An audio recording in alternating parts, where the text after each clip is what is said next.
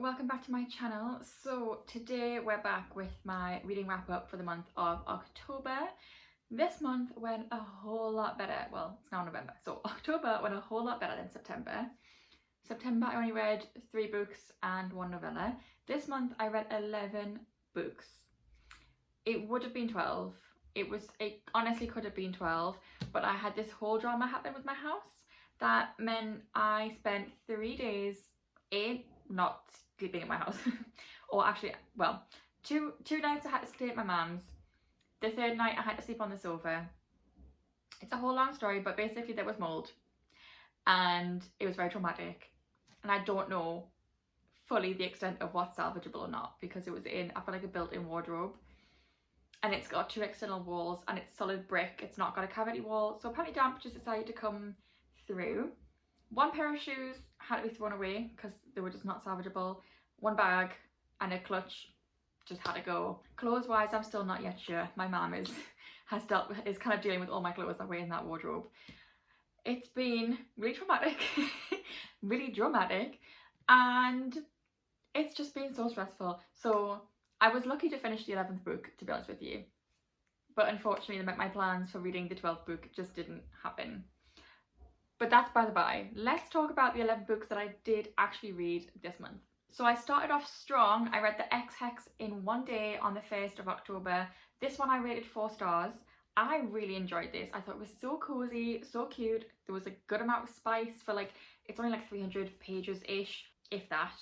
Like, yeah, it's just over 300 pages. It had the perfect amount of spice just sprinkled in. I really enjoyed it. This book is set in a town called Graves Glen, which is like a made-up town in America, where there's quite a few, like, there's like a human community and there's like a witch community, and the humans don't know about the witches.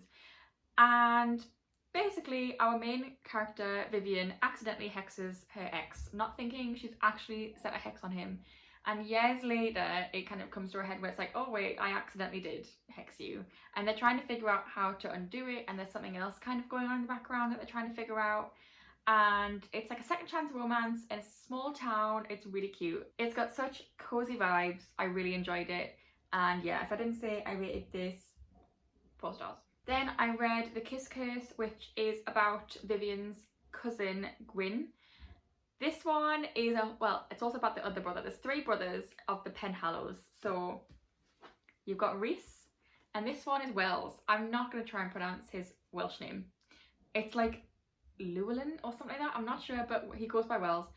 And I'm not entirely sure which of the boys I like more, because on this side you've got a Rhys, and as we know by Rhysand and Rhys Larson, Rhys are powerful fictional men. But this dude, I don't know, he's got this like aura about him. He gives like BDE, you know, like I don't know. So this one is following on from something that happens in this book towards the end. Basically, Wells is sent to the town of Graves Glen by their dad, and he's going to keep an eye on things. And again, something's going on. They're trying to figure out what exactly it is that is wrong with the town. This one throws you through a loop. It has got a little bit of a plot twist. You can kind of guess it, but it was very fun. And again, it was just being in this town. It was really cozy, very cute. I loved reading this. I hope there's going to be a 3rd book for the other brother. I'm very intrigued by him. He gives Grizzly Mountain Man vibes. So I'm hoping there's going to be another one, because I will definitely read it. Next, I read Wildfire. So this one, can you guess what I rated this book? Can you guess? Obviously it was 5 stars. This book was so good. I honestly didn't think any fictional man could ever be Nathan Hawkins from Icebreaker. And then Russ comes along and he's like, you thought he was your perfect man. Just wait till you meet me. He is so like shy and like he blushes and he's like so cute. He's adorable. But my god, if you have a praise kink, this man knows how to cater to your every need. He became like, you would not think this man from like the first chapter when like you meet him. This one's I'll go into the backstory. This one's a one-night stand trope. Russ meets Aurora at a party that they're throwing at his house. It's like a leavers party because the band's breaking up because people are leaving college. Obviously, some of the hockey team are still on the hockey team because they weren't seniors in Icebreaker. But some of the members of the hockey team are going off to have their own lives because they've graduated college. And so it's kind of like a farewell party for those guys. And then it goes to the beginning of summer where Russ and Aurora have signed up for this like summer camp Aurora used to go to as a child. Russ has never been to it before. And yeah, so Russ meets Aurora at this party. I don't know why I keep pointing to them. We obviously know who is Russ and who's Aurora. Russ meets Aurora at the party. He is a stammering, like really shy, like blushing perfection of a man. And she just finds it absolutely endearing. And they end up having a one-night stand. You would not think on how his first conversation with her goes.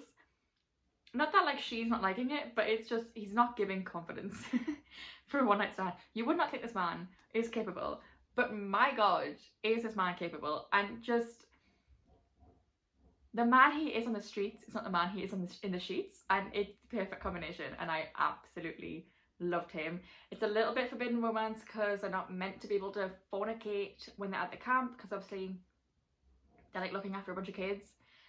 But it's just really cute, the friendship they form, the kind of just caring and thoughtful man that Russ is really just sets the bar high for like literally any man ever. He is just, there's just something about him. I love him. And this one's the Sprayed Edges edition from the Works, which is really cute. It also comes with a bookmark, which has got Aurora on one side and Russ on the other, which I absolutely am here for. So yeah, 5 stars. And it's the only 5-star of the month, but everything I read was 4 stars and above, so not bad. Next, I read The Very Secret Society of Irregular Witches. This one I also rated 4 stars. I thought it was very cozy. I had actually meant to read this. My plan was to sit down and read this in one day. It was a Sunday. I thought, right, I'd ordered it just last month, thankfully, because it came, didn't really look at it much. Picked it up this one Sunday and I was like, that's weird. It says page 49 on the bottom, and it just was like straight up, just like it started on the book, and I was like, oh, I had obviously been sent a misprint, and the first 49 pages and like the like title page and like the dedication and all the reviews at the front were also gone. Thankfully, I managed to get exchanged of Waterstones that day, but then I didn't manage to start reading it. This one actually ended up taking me 4 days to read. No, 6 days to read. It took me 6 days to read this. But it was really cute and cozy. I would say the main premise of this is found family, and it's kind of got like a side plot of romance. The romance isn't very like strong in this, but it was really fun, and I really liked how like that went down. And there was a little bit, there was a little bit of spice. It wasn't like too spicy. So in this story, witches aren't meant to kind of like be around each other for very long, because then there's a power imbalance and bad things happen. So all witches are kind of like on their own, and she gets an email one day asking if she can kind of be a mentor for these 3 girls in this basically it's a home. Well, it's not a home. They live with these other characters who are all very unique and different and fun, and they're wanting a tutor, and basically they're wanting a witch to help them. And so she takes the job, and her job is basically to teach these kids how to properly wield their magic and to not lose control.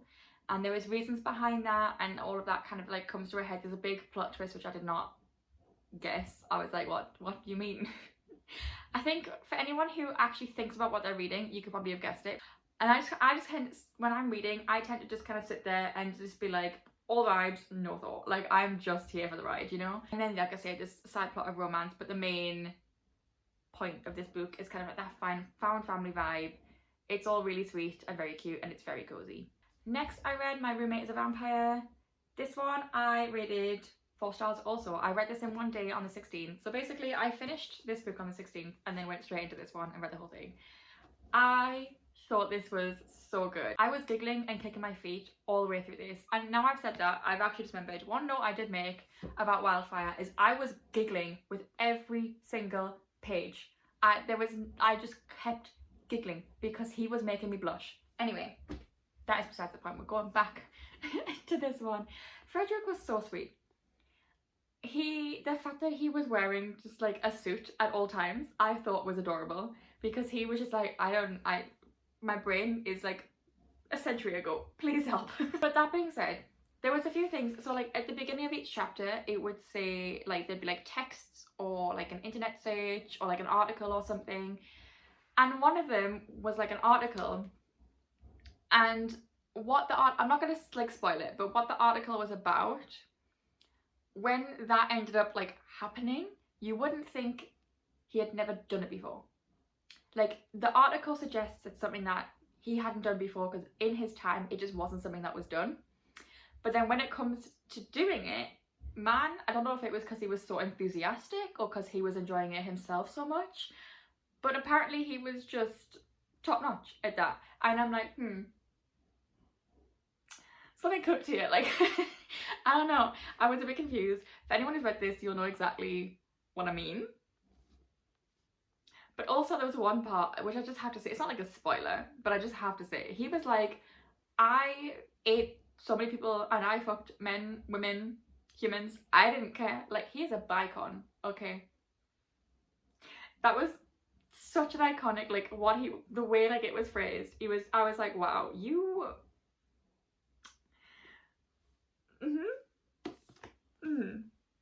so safe to say I did really enjoy Frederick. Okay, next I read the rest of the Brutal Birthright series by Sophie Lark. So just to get this out of the way, I rated all 5 of these 4.5 stars. I did check, I read the first one, Brutal Prince, back in April, and I rated it 4 stars.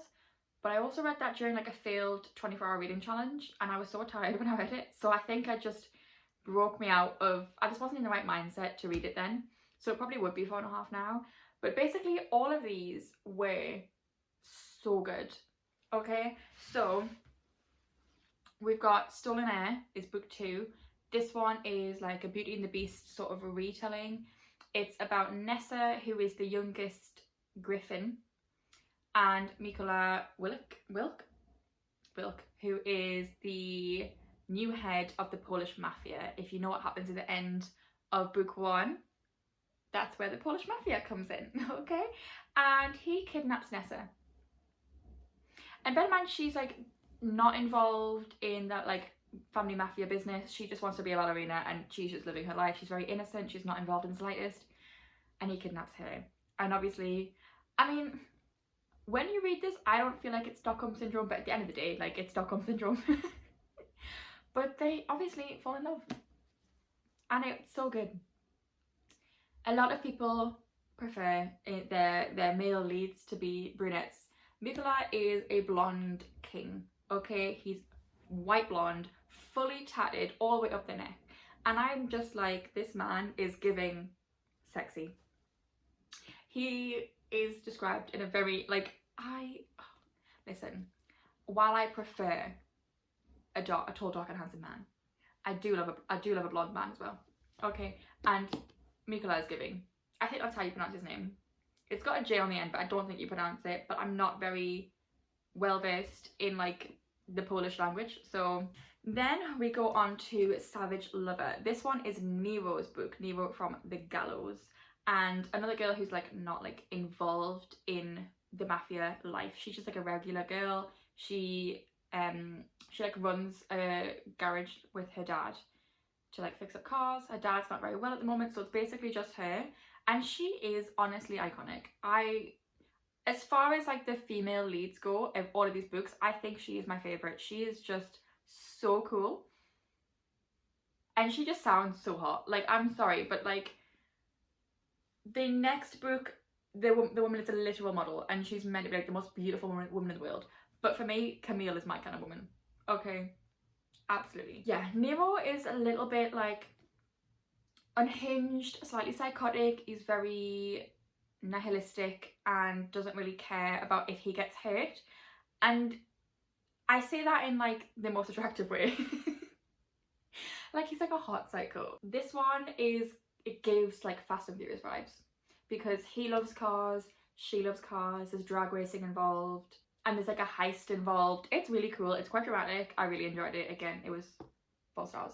4.5 stars, I mean, sorry. Then we have Bloody Heart, which is Dante's book. Dante is one of the Neros. I'm going to just like clarify. The Griffins are the Irish mafia. The Gallows are the Italian mafia. And in book one of the Griffins, one of the Gallows marries. So like they're like in partnership now. Yeah, so Dante, for all intents and purposes, is lined up to be the next Don of the Italian mafia. In this one, it's second chance romance. He like fell in love. Like it's mentioned in the other books that he had like a girlfriend and he's never really moved on. This is said girlfriend who ends up turning into a model.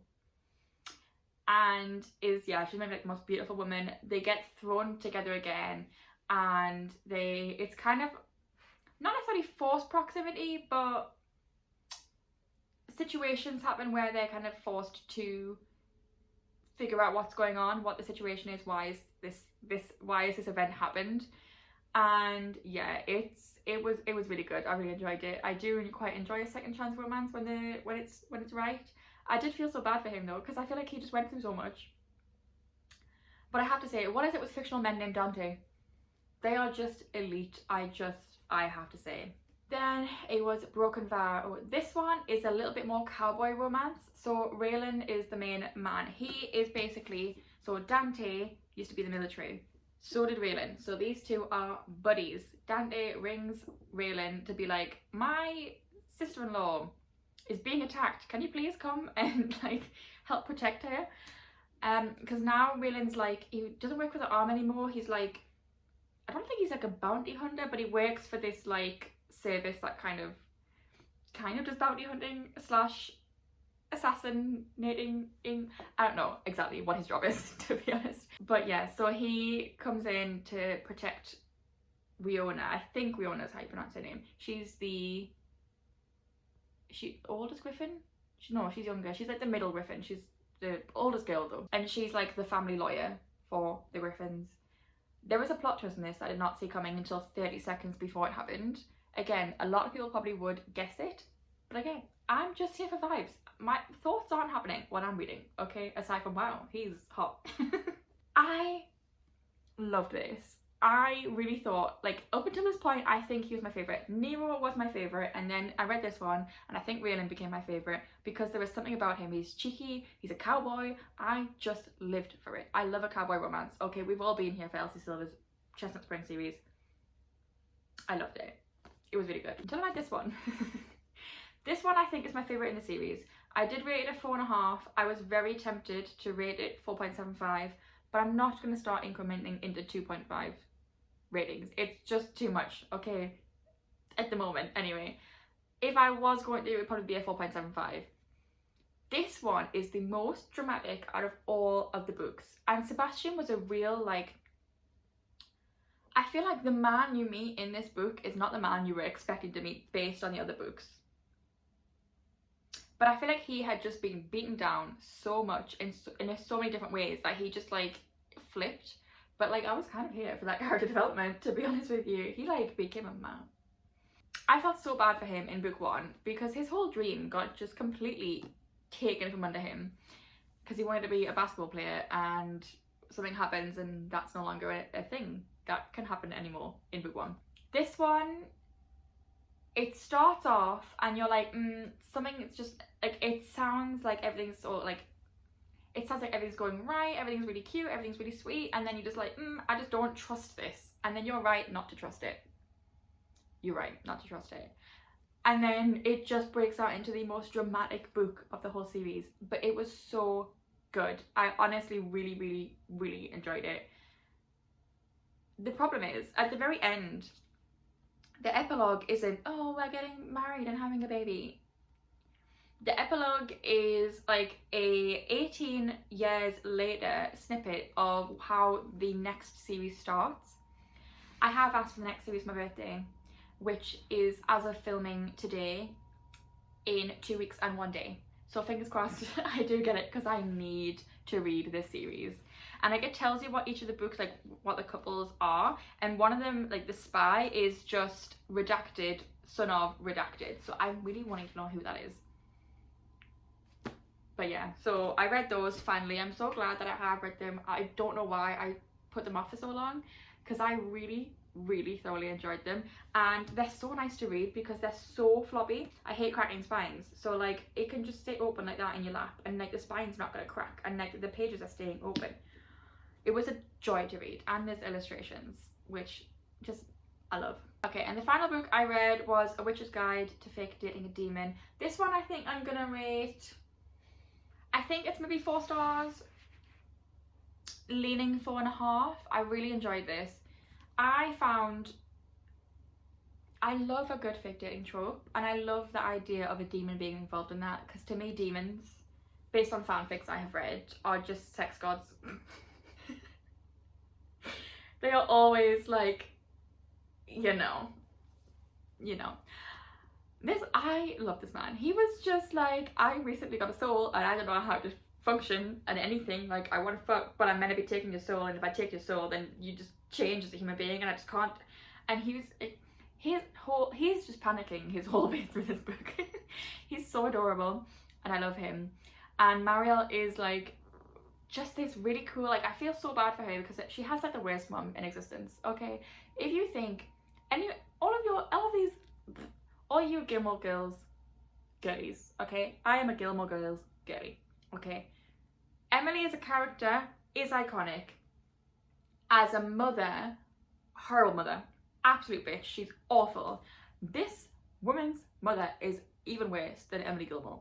Like, honestly, like, I felt so bad for her. She's been made to feel so bad about herself, all because of her family. And I just think, no, your family is meant to comfort you, to build you up, not to tear you down so brutally and so embarrassingly in front of like the rest of the family or peers or friends or just the like town. I hated her so much. But Marielle really, like, her character development, thanks to Oz, was really good. Like, she really just found this inner strength, and yeah, I absolutely loved it. This one, for those of you wondering, is about, so Marielle was trying to, I think it was summon Flower. She's like practicing summoning magic because her mother thinks that's like worthwhile magic. She's really good at like nature magic, and her mom's like, that's not worthwhile, practice summoning.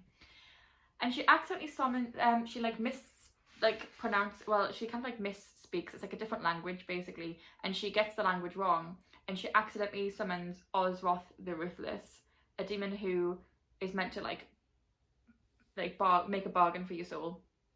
And she's like, I don't want to give you my soul. Please leave me alone. And he's like, I physically can't. Like, you've summoned me here. We now have a bond. I can't leave until you give me your soul. So it starts off like, it's definitely like a rom-com. Like, a lot of different funny scenarios happen. She's got really iconic friends. Femi is a pixie, and she's just like really cool. She's like my favourite of the two friends. So the other friend's called Caladia. She is like really badass. Something that happens at the end, I'm like, I like you. She's really cool. This book is very different from the other two witchy books because in this town, humans know about witches, and there's other supernatural creatures as well. There's pixies, there's werewolves, obviously there's demons. There's like water creatures, I forget what they're called, that begins with an N. I never figured out how to pronounce it. It's just really cool. Like, supernatural beings and humans are fully integrated, and I think they always have been. So it's a really nice piece, and it just makes for a very interesting book, an interesting town. I really highly recommend. Yeah, I'd say it's 4 stars, bordering 4.5. I really enjoyed it. So that is it for what I read this month. That was 11 books. I didn't read all of my TBR. I wanted to read Hexnicity, was the other book I really wanted to read like this month, which I never got a chance to. And there was also there was also One of Us is Lying, which I didn't get around to reading, and A Dowry of Blood, which I didn't get around to reading either. I think that's all the books like were on my TBR. Basically, I just, like, this series wasn't technically on my TBR for this month, but it was on my TBR of I want to read it soon. So I ended up missing out quite a few books because of that. But yeah. Oh, I also didn't read like this League of Gentlewomen Witches and the other one in that. I didn't read those either. So I'll get around to them eventually. I don't know quite yet what I want to read next month. I have yet to decide. It's my birthday month. I've got some books that I ordered yesterday because I was feeling sorry for myself. I had £80 saved up on Waterstones or vouchers, to use, and I spent all of them.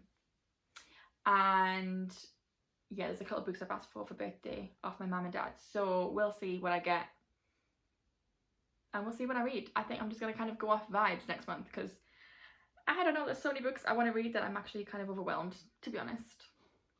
So yeah, with that, I'm going to love you and leave you. Let me know what you read this month, and if you read any of these books, tell me what you thought. I like to discuss books.